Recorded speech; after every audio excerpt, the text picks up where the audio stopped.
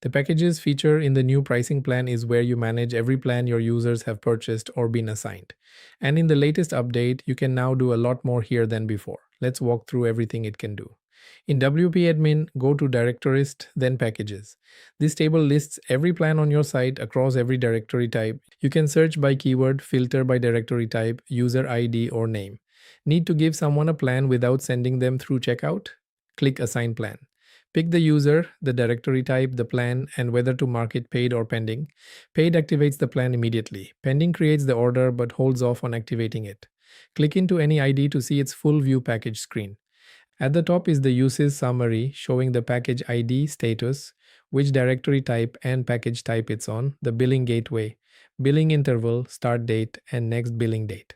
On the right, customer information shows who the package belongs to, and listing details shows how much of the plan's allowance they've used, both regular listings and featured listings.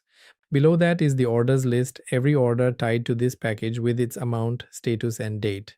And at the bottom right, package logs gives you an audit trail of everything that's happened to the package, like when it was activated and which order it's linked to.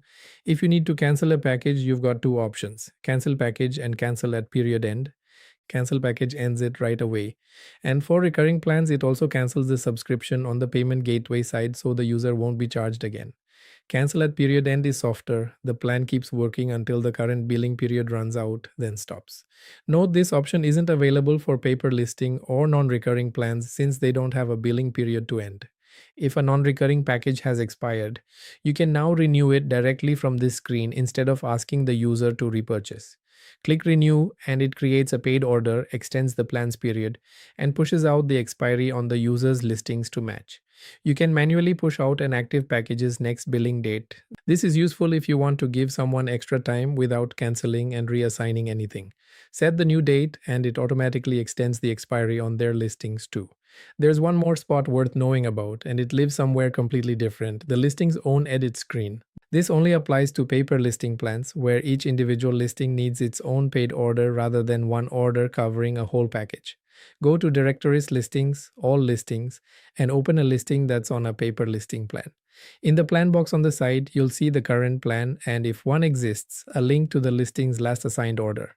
If the listing has expired, you'll see a Renew button. Click it, and it creates a new paid order for that listing and updates its expiry date based on the plan's configured duration.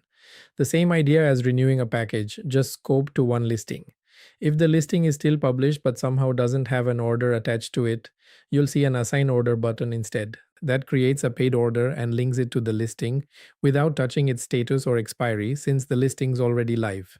That's the full picture of the packages feature, where you manage plans across your whole site, down to individual listings where paper listing plans get renewed or assigned an order one at a time. If you found this helpful, give it a like and subscribe for more Directorist tutorials, and drop a comment if there's a feature you'd like us to cover next. Directorist, a revolution in directory solution.